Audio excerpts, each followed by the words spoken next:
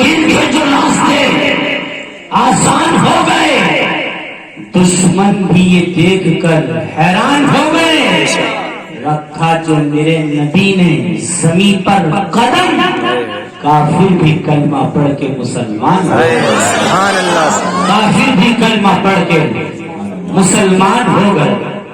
حضرات، ان علماء کرام کی موجودگی میں آج ہم اور آپ یہاں بیٹھے ہوئے ہیں اور اللہ اور اس کے رسول کا ذکر کر رہے ہیں۔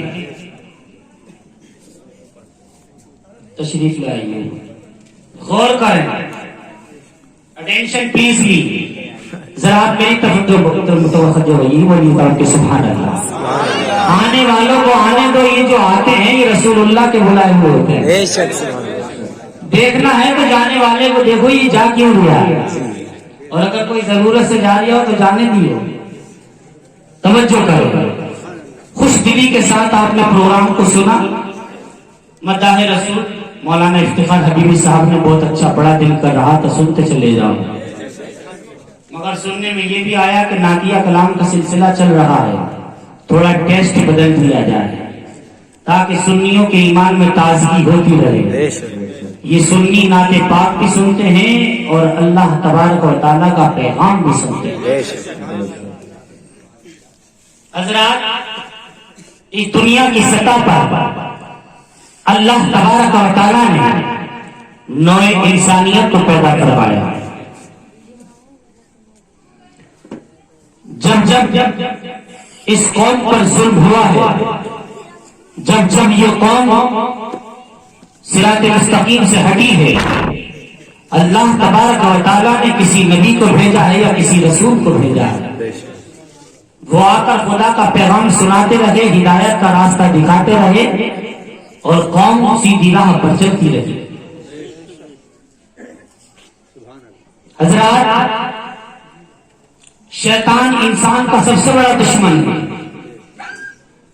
قرآن شریف نے بیان فرمایا ہے، ان الشیطان للانسان عدو مبین، بے شک شیطان انسان کا کھلا ہوا دشمن ہے۔ ایک تو ہوتا چھپا ہوا دشمن، اور یہ کھلا ہوا دشمن ہے، اس سے بچنا بہت ضروری ہے۔ شیطان کی یہ پلاننگ تھی کہ جس جنت سے میں نکالا گیا ہوں اس جنت میں اب کوئی جانا نہیں چاہتا، نہ میں رہوں گا نہ کسی کو رہنے دوں گا۔ یہ جملہ اور یہ سوچ آج کے لوگوں کے اندر بھی پائی جاتی ہے کہ اگر برباد میرا گھر ہوا ہے تو رہنے اس کو بھی نہیں دوں گا۔ تو یہ جملہ سنوارو، اپنی زندگی کو بدلو۔ شیطان کبھی نہیں چاہتا ہے کہ مصطفیٰ کریم کا ذکر سجایا جائے، مصطفیٰ کا ذکر منایا جائے، مگر اللہ تبارک و تعالیٰ نے اپنے حبیب کے ذکر کو اتنا بلند کر دیا کہ شیطان نے لاکھ کوششیں کی، مگر مصطفیٰ کا نام جس طرح کل عرش اعظم پر چمک رہا تھا آج بھی چمک رہا ہے، اور صبح قیامت تک میرے مصطفیٰ کا نام چمکتا رہے۔ اس نام کو مٹانے والا کوئی پیدا نہیں ہوا ہے، اس لیے کہ مٹایا اس کو جاتا ہے جس کو بلند کوئی مٹانے والا کرتا ہے۔ مصطفیٰ کے نام کو بلند کرنے والا کوئی مٹنے والا نہیں ہے، مصطفیٰ کے نام کو بلند کرنے والا کوئی ہماری تمہاری طرح جسم والا نہیں ہے، بلکہ اللہ تبارک و تعالیٰ نے اپنے حبیب کے ذکر کو بلند کیا ہے، اور قرآن اس کا شاہد ہے۔ وَرَفَعْنَا لَكَ ذِكْرَكَ، اے محبوب ہم نے تمہارے ذکر کو بلند کیا ہے۔ اب اللہ نے جب ذکر کو بلند کیا ہے تو کوئی مائی کا لال پیدا نہیں ہوا جو میرے مصطفیٰ کے ذکر کو مٹا دے۔ مصطفیٰ کے ذکر کو مٹانا اتنا آسان نہیں ہے۔ ارے مصطفیٰ کا ذکر کہاں مٹا پاؤ گے؟ تم نے تو سیدھے سادھے مسلمانوں کو بہکانا شروع کر دیا۔ وہ ان پڑھ لوگ، نو لا علم والے لوگ، جن کے پاس نہ قرآن کا علم ہے، جن کے پاس نہ حدیث کا علم ہے، جن کے پاس نہ تاریخ کا علم ہے، تم نے ان کے عقیدے کو بگاڑا ہے، تم نے ان کے کلچر کو بدلا ہے، تم نے ان کی تہذیب کو بدلا ہے۔ تم سمجھتے ہو مصطفیٰ کا ذکر مٹ جائے گا؟ اے مصطفیٰ کا ذکر مٹنے والا نہیں ہے۔ مصطفیٰ کا ذکر مٹانے کے لیے تمہیں جنت کو مٹانا ہوگا، مصطفیٰ کا ذکر مٹانے کے لیے تمہیں آسمانوں کو مٹانا ہوگا، اور کوئی بھی آسان تاریخ کا کوئی بھی سائنٹسٹ نے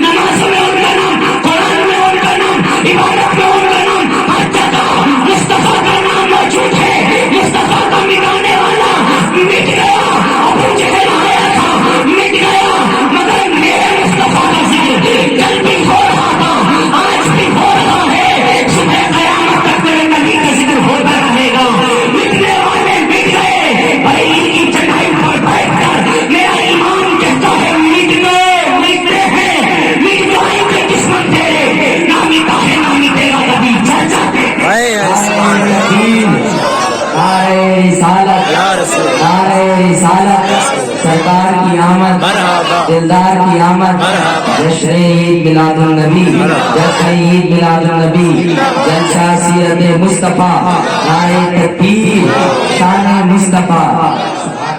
اب نبی نہیں آئے گا، اب رسول نہیں آئے گا، دین قوم مسلم کو بیدار کرے گا کون؟ اس نوجوانوں کو تیار کرے گا کون؟ اس میں خالد بن ولید بھی ہونا ضروری ہے، اس میں عمر فاروق اعظم کا ہونا بھی ضروری ہے، اس میں وہ ہونا چاہیے جو کھڑا ہو جائے تو دور سے دیکھتا ہوا نظر آئے، یہ مولا علی کا غلام نظر آئے۔ اگر میدان میں اڑا جائے تو خالد بن ولید کی جھلک اس کے اندر آنی چاہیے، اگر میدان میں چلا جائے تو ابوبکر صدیق کی صداقت اس کے اندر نظر آئے، عمر فاروق اعظم کی عدالت اس کے اندر نظر آئے، عثمان غنی کی سخاوت اس کے اندر نظر آئے، مولا علی کی شجاعت اس کے اندر نظر آئے، امام غزالی جیسے تقویٰ اس کے اندر نظر آئے۔ اب نبی نہیں آئے گا، رسول نہیں آئے گا، پھر اس قوم کو سمجھائے گا کون؟ علماء فرماتے ہیں اب یہی محفلیں ہیں، یہی مسجدیں ہیں، یہی مدرسے ہیں جہاں سے کل بھی پیغام مصطفیٰ ملا تھا، آج بھی مل رہا ہے، اور صبح قیامت تک اگر نبی کا ذکر ملے گا، نبی کا پیغام ملے گا تو وہ مسجد اور مدرسے اسی جلسہ جلوس سے ملے گا۔ یہی وہ جلسے ہیں جس میں مسلم اپنے نبی کی زندگی کو سنتا ہے، یہی وہ جلسے ہیں جس میں مسلم اپنے اسلام کی تاریخ کو سنتا ہے، اور جب تاریخ سنتا ہے زندگی میں انقلاب آتا ہے، جب زندگی میں انقلاب آتا ہے تو زمانہ ڈیولپ ہوتا ہے، جب زمانہ ڈیولپ ہوتا ہے تو دنیا کلمہ پڑھتی ہے، اور جب دنیا کلمہ پڑھتی ہے تو خدا کی رحمت کا نزول ہوتا ہے۔ سیرت مصطفیٰ کا نتیجہ، اسی لیے ان جلسوں کو سجایا گیا ہے، اسی لیے ان جلسوں کو منایا گیا تاکہ مسلم قوم کو ان کا دین سکھایا جائے، ان کے نبی کے بارے میں بتایا جائے۔ مگر آج جلسوں پر اعتراض ہوتا ہے، آج جلوس پر اعتراض ہوتا ہے۔ 15 اگست منائی جاتی ہے مگر اس پر کوئی اعتراض نہیں، کوئی فتویٰ نہیں۔ کیوں؟ 15 اگست کیا ہے؟ 15 اگست وہ ہے جس تاریخ میں ہمارا ہندوستان انگریزوں کے چنگل سے آزاد کیا گیا۔ 15 اگست کو ہندوستان والوں کو انگریزوں سے آزادی ملی، اسی لیے ہم 15 اگست مناتے ہیں، خوشی مناتے ہیں، تم بھی مناتے ہو، وہ بھی مناتے ہیں، ہر ایک ہندوستانی مناتا ہے۔ پوچھو گے تو کیوں؟ ہر ایک کہے گا اس لیے کہ ہندوستان آزاد ہوا، ہندوستانی آزاد ہوئے، جن انگریزوں نے ظلم کیا، جن انگریزوں نے اپنا قیدی بنا لیا، ہم ان کے چنگل سے آزاد ہوئے، اس لیے تم خوشیاں مناتے ہو۔ کوئی فتویٰ نہیں، کوئی جھگڑا نہیں، کسی کو جھگڑتے ہوئے دیکھا 15 اگست پہ؟ کہیں نہیں سنو گے۔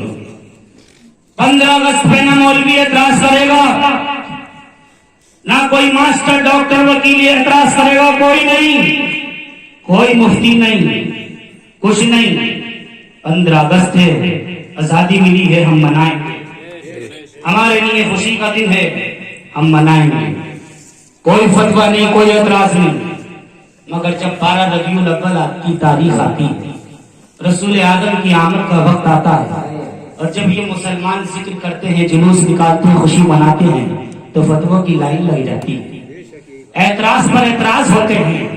کہا جائے کیوں خوشی منا رہے ہو تو کہتے ہیں، سنی مسلمان کہتے ہیں ہم خوشی اسی لیے مناتے ہیں کہ ہمارے پیغمبر اعظم تشریف لے کر آئے۔ کئی خوشی کہاں سے ہے؟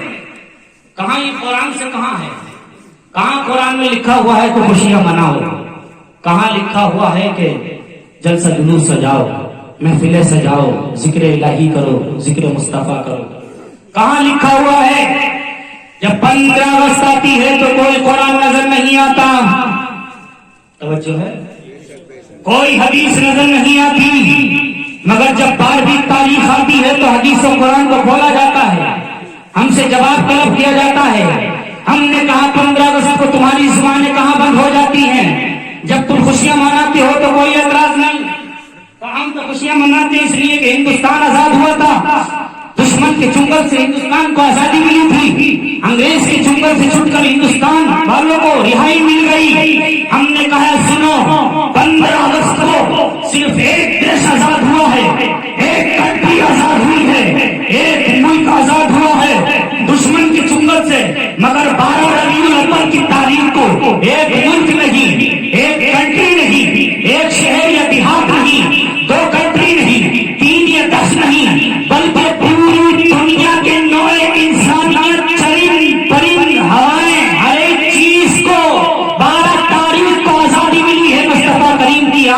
اگر مصطفیٰ تشریف نہ لاتے تو نہ ہندوستان والوں کو آزادی ملتی، اگر مصطفیٰ تشریف نہ لاتے تو نہ پاکستان والوں کو آزادی ملتی، نہ مصطفیٰ تشریف نہیں لاتے تو نہ جرمن و جاپان والوں کو آزادی ملتی، مصطفیٰ تشریف نہیں لاتے تو عرب والوں کو آزادی نہیں ملتی۔ ارے 15 اگست کو تو ایک ملک آزاد ہوا ہے انگریزوں کے چنگل سے، مگر 12 تاریخ کو مکے کی گھاٹی پہ جب میرا تمہارا نبی جلوہ ہوتا ہے تو ایک ملک نہیں، ایک دیش نہیں، ایک کنٹری نہیں، بلکہ پوری دنیا کا انسان شیطان کے چنگل سے آزاد ہو گیا۔ ہر ایک نے خوشیاں منائی، ہر جگہ سدائیں بلند کر دی۔ وہ آ رہے ہیں جن کا صدیوں سے انتظار تھا، وہ آ رہے ہیں جن کے صدقے میں اللہ نے سب کچھ بنایا ہے۔ پوری دنیا کے انسانوں کو آزادی مل گئی۔ مکے کی گلیوں میں دو پہاڑوں کے بیچ میں ایک رو رہا تھا، پوری دنیا مسکرا رہی تھی۔ آسمان کے فرشتے بھی خوشیاں منا رہے تھے، زمین کے انسان بھی خوشیاں منا رہے تھے، پورا مکہ خوشی میں مگن تھا۔ مصطفیٰ تشریف لے آئے ہیں، ہر ایک خوشیاں منا رہا تھا، مگر مکے کی وادی میں ایک شخص روتا ہوا نظر آ رہا تھا۔ اسی کو شیطان کہتے ہیں، اسی کو ابلیس کہتے ہیں۔ شاعر کہتا ہے مثال تیری چہل پہل پر ہزاروں عیدیں ربیع الاول، سوائے ابلیس کے جہاں میں سبھی تو خوشیاں منا رہے ہیں، سوائے ابلیس کے جہاں میں سبھی تو خوشیاں منا رہے ہیں۔ سبھی نے خوشیاں منائی ہیں، جانور خوشی الگ منا رہے ہیں، پرندے الگ خوشی منا رہے ہیں، انسان الگ خوشی منا رہے ہیں۔ خود نبی کی امی فرماتی ہیں، اور نبی کی امی کا ذکر سنو اور طرف کے بولو سبحان اللہ۔ حضرت آمنہ کا بیان ہے، جب میرے بیٹے کی میرے شکم اثر میں آمد ہوتی ہے، جس جنگل سے گزرتی تھی، جنگل کے درخت مجھے سلامی پیش کرتے ہوئے نظر آتے تھے۔ جنگل کا درخت سمجھ رہا ہے یہ نبی کی امی جا رہی ہے، جانور اگر میرے سامنے سے گزرتے تھے تو مجھے سلامی پیش کرتے ہوئے نظر آتے تھے۔ اللہ اکبر، مکے کی گلیوں میں یہ اعلان ہو گیا، مکے کے دیوار میں یہ چھوٹی گوئیاں ہونے لگی کہ آمینہ کا شوہر ختم ہو گیا ہے۔ حضرت عبداللہ دنیا سے چلے گئے ہیں، مگر آمینہ خوشبو لگا رہی ہے، آمینہ خوشبو میں معطر رہ رہی ہے۔ بدوا عورت کو خوشبو نہیں لگانا چاہیے، جس کا شوہر ختم ہو جائے اسے اچھا لباس نہیں پہننا چاہیے، مگر آمینہ کا شوہر تو ختم ہو چکا ہے۔ انہوں نے نہ خوشبو لگانا چھوڑی ہے، نہ انہوں نے اچھا لباس پہننا چھوڑا ہے، بناؤ سنگار سے رہتی ہے، اچھے طریقے سے بن ٹھن کے رہتی ہے۔ حضرت آمینہ پر یہ مکے کی عورتوں نے اعتراض کرنا شروع کر دیا، مکے کے لوگوں نے یہ اعتراض کرنا شروع کر دیا۔ یہ خبر اڑتے اڑتے حضرت عبد المطلب کے پاس پہنچتی ہے، حضور کے دادا جان کے پاس پہنچتی ہے۔ حضور کے دادا نے سنتے ہیں، فوراً گھر آتے ہیں اور اپنی بیٹی آمنہ سے فرماتے ہیں، بیٹی سنو سنو، میرے بیٹے عبداللہ کا انتقال ہو چکا ہے، تمہارے شوہر دنیا سے چلے گئے ہیں، اب تمہیں خوشبو لگانے کی ضرورت نہیں ہے، تمہیں اچھا لباس پہننے کی ضرورت نہیں ہے۔ بیٹی مکے کی گلیوں میں تمہارے خلاف سازشیں رچی جا رہی ہیں، مکے کی گلیوں میں تمہارے تعلق سے چلی گوئیاں ہو رہی ہیں۔ حضرت آمنہ رونے لگتی ہیں، حضور کے دادا جان عبد المطلب ارشاد فرماتے ہیں، بیٹی روتی کیوں ہو؟ عرض کرنے لگی، ابا جان ایک راز ہے جو میرے سینے میں چھپا ہوا ہے، آج تک میں نے یہ کسی سے بیان نہیں کیا ہے، مگر جب معاملہ یہ آ گیا ہے تو میں تمہیں بیان کرتی ہوں، میں تمہیں سناتی ہوں۔ فرمایا بتاؤ بیٹی وہ راز کیا ہے؟ حضرت آمنہ فرماتی ہیں، ابا جان سنو سنو، مکے کے لوگوں سے کہہ دو، مکے کی طرف دیواروں سے کہہ دو، آمنہ کا شوہر جب سے ختم ہوا ہے، نہ آمنہ نے خوشبو کو لگایا ہے، نہ آمنہ نے اچھے لباس کو پہنا ہے، نہ آمنہ نے کوئی سنگار کیا ہے۔ پھر فرمایا بیٹی یہ خوشبو کہاں سے آ رہی ہے؟ بیٹی یہ اچھا لباس کہاں سے آ رہا ہے؟ فرماتی ہے مجھے کچھ معلوم نہیں، مگر اتنا ضرور جانتی ہوں جب سے آپ کے بیٹے عبداللہ کی امانت میرے شکم میں آئی ہے، میرے اندر سے خوشبو نکلنے لگی ہے، ایسے خوشبو کا پوچھ رہا ہے، جس گلی سے جاتی ہوں وہ گلی مہک جاتی ہے، جس راستے سے جاتی ہوں وہ راستہ مہک جاتا ہے۔ ارے مصطفیٰ جلوہ گر ہیں تو نبی کی والدہ مہک رہی ہے، اور خود مصطفیٰ جب آئے ہوں گے تو مکہ شریف کتنا نعرہ تکبیر، نعرہ رسالت، سرکار کی آمد، دلدار کی آمد،